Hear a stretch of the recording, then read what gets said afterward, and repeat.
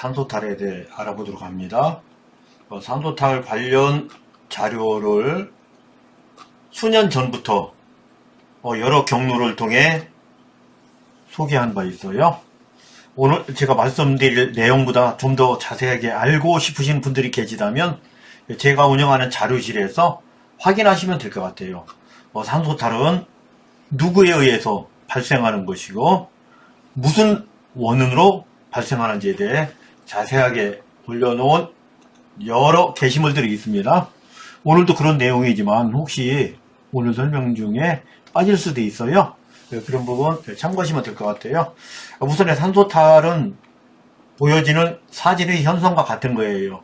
이렇게 광중에 물이 들거나 관에 물이 들어 이런 것을 수염이라 합니다. 묘지에 물드는 현상 이런 것을 수염이라 이때 산소탈이라고 합니다. 이런 탈은 무엇을 의미하는 거냐? 탈이 발생하면 명당 묘지에 누워 계신 고인 몸체 유골로부터 좋은 기운이 자손에게 전달되어야 하는데 이곳에 누워 계신 자손이 불편한 상황에 있으면 그것을 염이라고 합니다. 불편한 상황에 있으면 탈이 발생하고 이렇게 탈이 발생했기 때문에 나쁜 에너지가 자손에게 옮겨 자손이 병에 걸리거나 죽거나 사업이 망하는 상황을 산소탈이라고 합니다. 그러면 이런 상황은 왜 발생하는지 누구에 의해 발생하는지를 살펴보기 위해서 우선 산소에서 발생하는 5대 염을 살펴보도록 합니다. 수염이에요. 수염은 산소에 물이 차는 거예요. 물이 차는 원인은 여러 가지가 있을 수 있어요.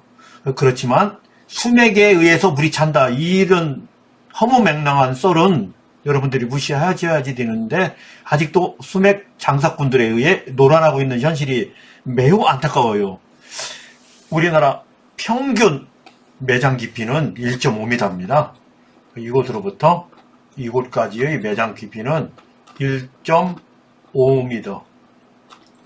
1.5m가 평균 매장 깊이에요.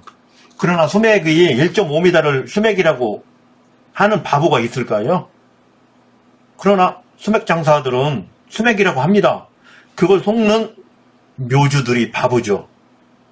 1.5m의 물이 찬 걸 수맥이라고 수맥 장사꾼이 말을 할 때 야, 왜 거기가 수맥이야? 수맥은 그래도 최소한 30m 밑에를 수맥이라고 하지 너 장난하냐? 이렇게 해야지 되는데 그냥 속습니다. 속아 주는 건지 속는 건지 이 부분도 살펴보려고 합니다. 이처럼 어처구니 없는 상황 때문에 조상 몸체가 이렇게 물속에 계시는 거예요. 그 어처구니 없는 아주 상식적인 그런 부분만 점검해서 전문가들한테 우임을 줘도 좋은데 대체적으로 그러지 못하기 때문에 우리나라 평균 관장일 경우 약 70%에서 물이 찹니다. 제주도는 약 40% 정도가 물이 찬다고 하더라고요. 제주도도 화산 흙만 있는 게 아니라 거기도 도대도 있고 황토도 있대요. 제주도 전문가한테 제가 의뢰하니까 제주도는 30%에서 40% 정도 물이 찬다. 흙 상황이 좋은 거죠. 그러나 육지는 전국적으로 저와 같은 동료들한테 제가 확인했어요. 야, 관장일 때 몇 프로 차냐? 70% 찬답니다. 그러나 언제까지 그럼 70%로 차느냐 해서 매장 후 관이 썩는, 관이 썩으면 물이 빠져나갈 구멍이 확보되겠죠. 이때까지 물이 차는데 관에 따라 다르지만 15년에서 20년이다 라고 말씀드릴 수 있어요. 제가 말하는 건 평균치입니다. 그러면 15년에서 20년은 물속에 계시는 거겠죠. 그 이후에 관이 해체되면 물속에서 해방될 수 있어요. 100년 후에 관을 열었다. 물이 없다. 관 속에 물 안 찼지 않느냐. 이렇게 접근하면 안 되는 겁니다. 제가 여기서 말한 것은 매장 후 15년에서 20년 사이를 참고하여 말씀드리는 겁니다. 이때 70%가 물이 찬다. 또 다른 염은 화염이에요. 화염은 어떤 묘지를 화염이라고 하느냐면 물도 차가운 물이 있고 뜨거운 물이 있어요. 흙도 차가운 흙이 있고 이 물을 냉염, 냉토라고 하고 화염, 화토라고 합니다. 이때 화염일 경우에는 화염, 화토에 해당됩니다. 물도 뜨겁고 흙도 뜨거워요. 그렇게 되면 어떻게 되느냐? 이 육체가 매장했을 때 자연 조건에서 자연스럽게 자연으로 돌아가야 거기에서 에너지도 자연스러운 에너지, 우리들이 알고 있는 풍수 조건, 동기 가뭉이 자연스럽게 발생해야 길한 에너지가 자손에게 전달될 텐데 화염 상황이면 에너지 파동이 불규칙할 거 아니에요. 뜨거워, 너무 차가워, 이러면 에너지 파동이 불규칙하니까 정상적인 에너지가 자손에게 전달될 수가 없겠죠. 그렇기 때문에 자손이 부자 될 수도 없고 국가녹을 먹는 관직으로 갈 수도 없는 이런 에너지를 받을 수밖에 없겠죠. 이때의 상황을 화염이라고 합니다. 다음으로는 모겸이에요. 모겸은 나무뿌리가 들어오죠. 요즘에야 포크레인이라는 장비를 통해서 묘지 주변 나무 뿌리까지 죄다 제거하기 때문에 나무 뿌리가 내외광으로 접근할 확률은 옛날에 비하면 현저하게 적습니다. 옛날은 수작업으로 했었기 때문에 이 나무 뿌리가 광으로 들어올 확률이 많았어요. 그런데 현재는 나무 뿌리는 그 원인을 다 원인체 그 나무로 뿌리까지 제거해버리니까 들어오지 않는데 그래도 묘지 관리가 쉽지 않아요. 요즘에는 도시화가 되어서 농촌의 젊은 손길이 산소를 분기별로 연 4회 정도 방문해서 나무가 있으면 뿌리도 뽑아주고 풀이 또 방까지 접근할 풀들이 있으면 제거하고 이렇게 관리가 안 되다가 보니까 간혹가다 뿌리가 들어갑니다. 특히 옛날 묘지를 개장했을 때 뿌리들이 그렇게 있어요. 이 뿌리가 고인 몸체를 챙칭 감고 여러 몸체 중에서도 여러 불편한 곳까지 뿌리가 감으면 그 에너지가 또 정상적으로 작동할 수 없잖아요.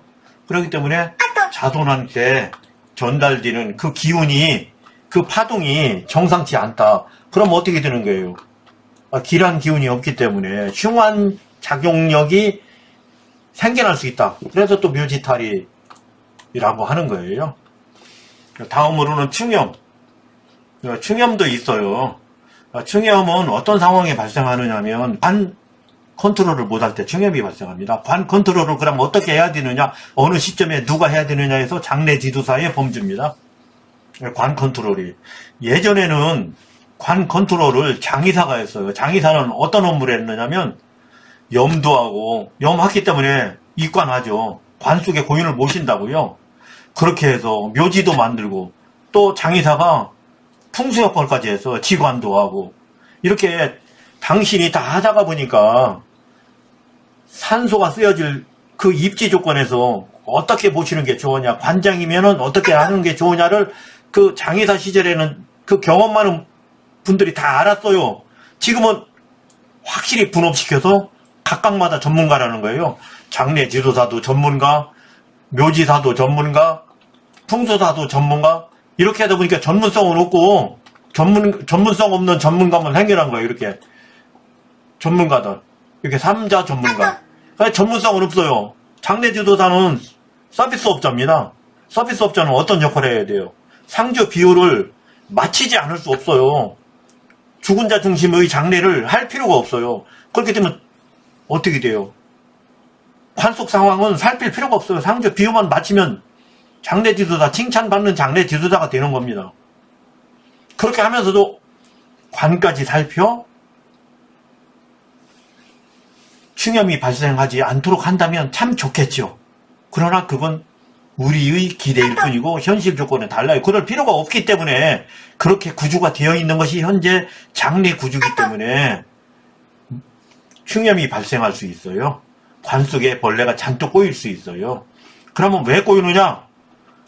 관 속이 텅텅 비어 있도록 장례 지도사가 염해서 그걸 받아 바보 같은 풍수사가 하관을 해버리면 그것도 모르고 묘지사가 묘지 만들면 벌레가 생기는 거예요. 벌레는 다른 곳에서 생기지 않습니다. 먹거리 있고 공간이 있으면 생기는 겁니다. 먹거리가 있어도 공간이 없으면 벌레가 침투를 못하는 거예요.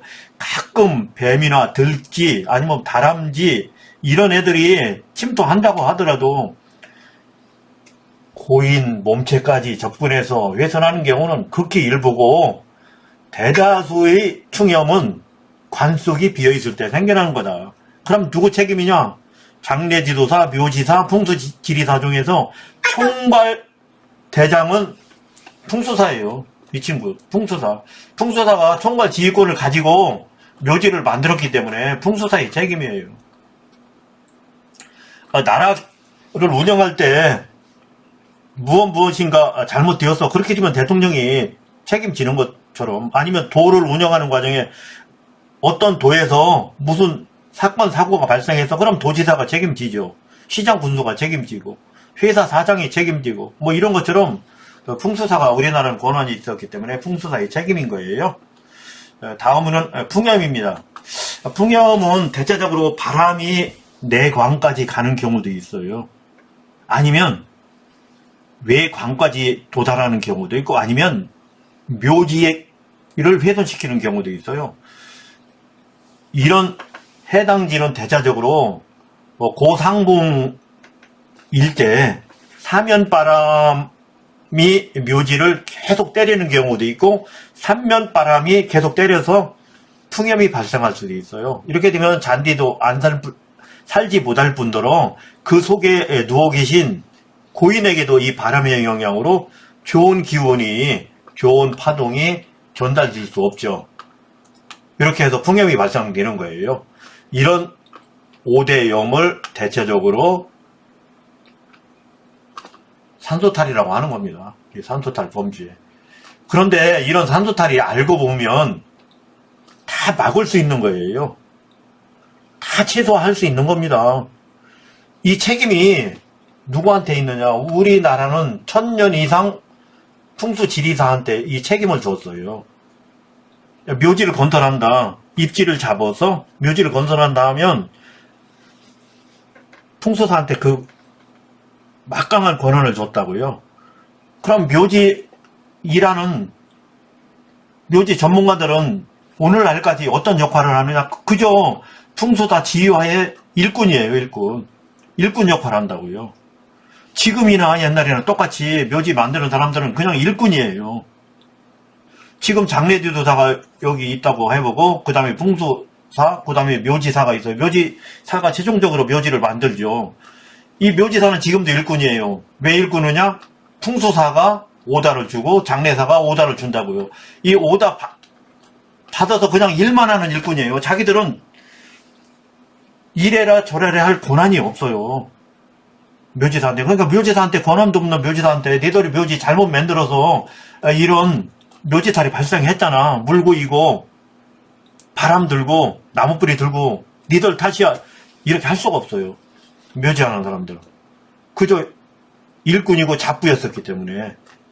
풍수사는 선생님 뚜레 들어가면서 돈 벌고 다 했잖아요. 거기가 뭐 옐로도 갖고 수맥이 어쩌니, 아니면 폐철 놓고 이래서 돈이 저래서 나쁘니 이러면서 다 부기를 누렸었잖아요. 풍수사가. 그러니까 풍수사가 책임을 져야 돼요. 이 부분에 대해서.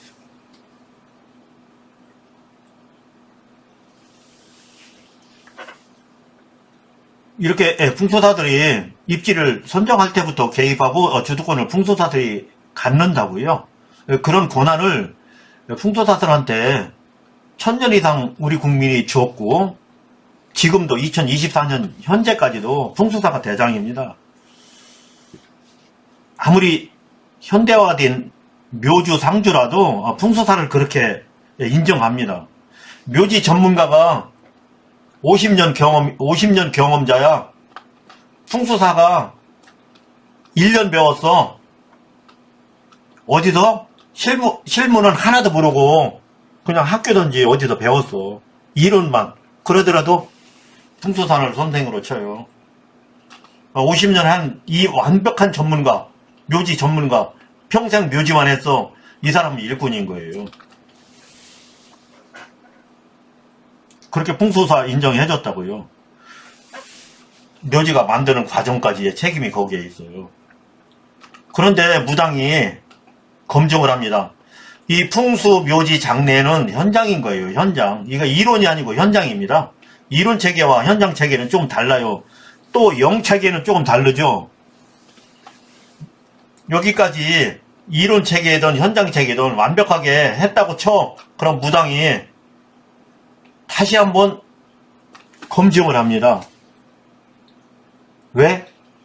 호인몸체가 잘 계시지 못하면 나쁜 기운이 자손들에게 전달되기 때문에 자손이 부자도 못 되고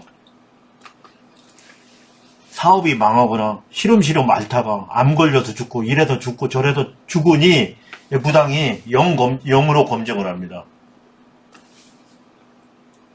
물은 없는지, 화기는 없는지, 나무뿌리는 안 들어왔는지, 벌레는 꼬이지 않았는지, 바람은 들지 않는지 검증을 해요. 검증을 해서 좀 전에 설명드린 바와 같다면 그 중에 한 개 품목 내지 두 개 품목에 해당된다면 산수탈 판정을 하는 거예요.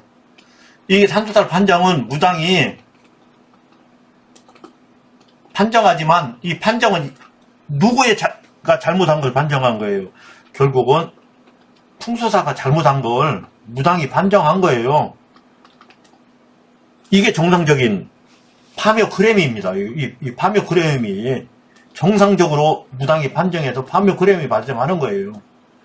그런데 무당 같은 풍수사들 있죠. 무당 같은 풍수사. 무당인지 직관인지 모르는 그 직관쟁이들이 있어요. 이 사람들이 스스로 자기들 일을 자기들 스스로 크레임을 거는 거예요. 자기가 묘지 감독했으면서 그 묘지가 잘못됐다고. 이런 바보 같은 짓을 하는 거예요. 일에도 순서가 있고 크레임에도 순서가 있는 거예요. 자기들이 책임져서 자기 동료가 했더라도 자기 업무 범주거든요. 자기의 업무를 자기 스스로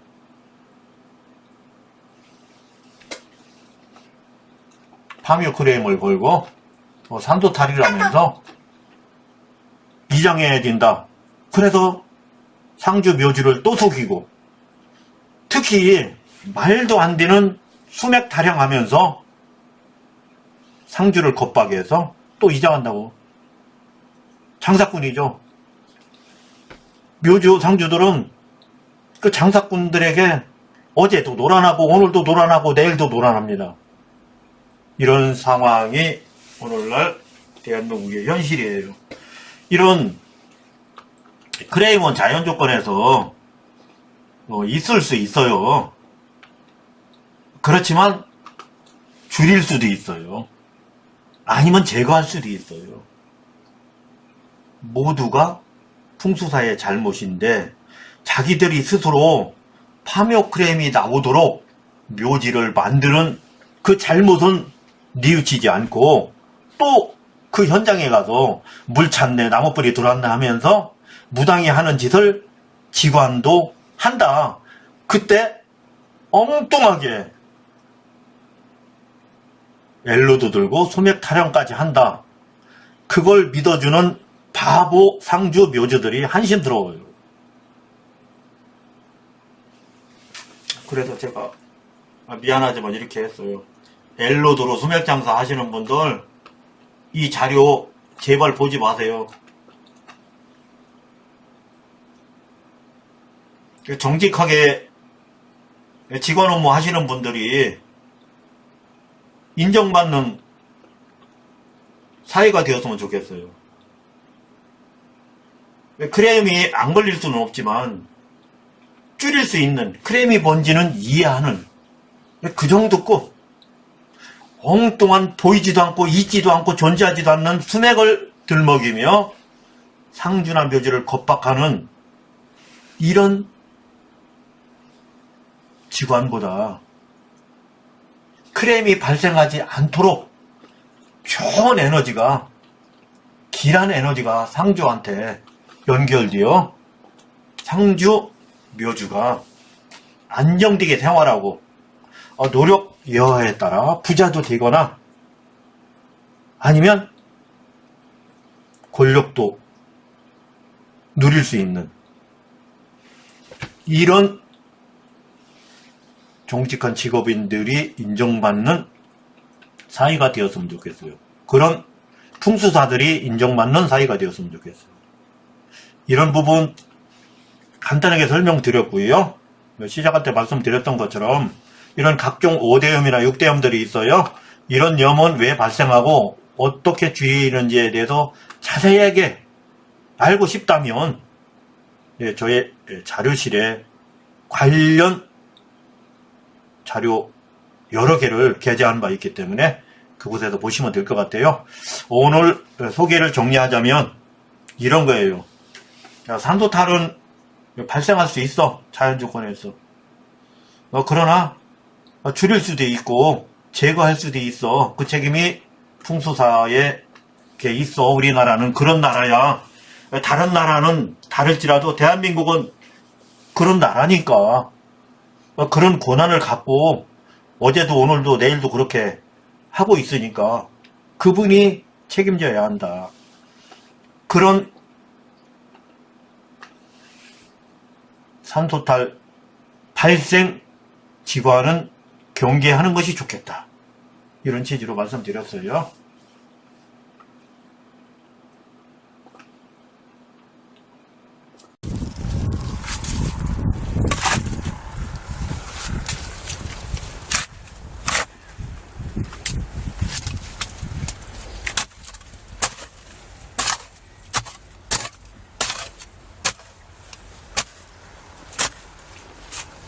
저 뒤에는 끝이 있다고 그랬죠, 관 끝.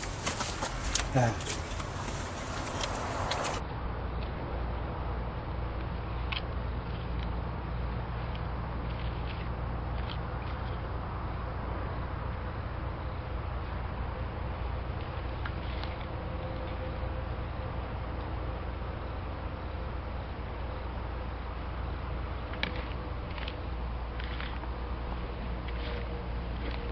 욕조처럼 물이 조금 고여있다가 빠져나간다고 생각해요.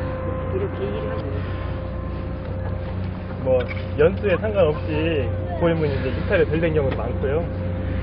근데 여기 관 안 찢었으니까 그런데 관 쓰고 그러면은 좀 이탈이 아무래도 됐죠.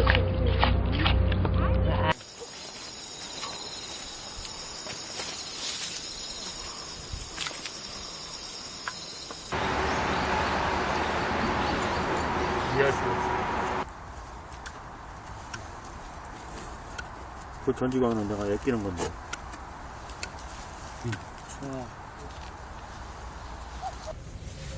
가있어. 이쪽 으로.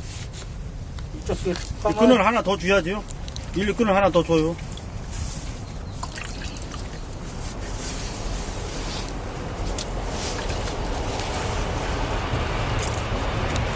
조금 띄워줘, 이제. 야, 여기. 이걸로 또 묶어줘요.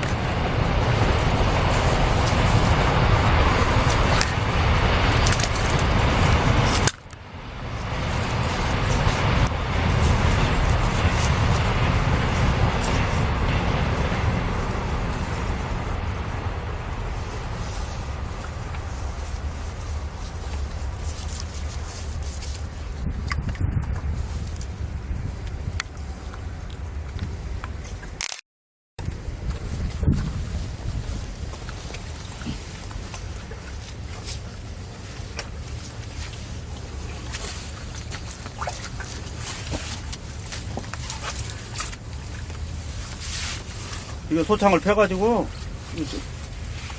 예.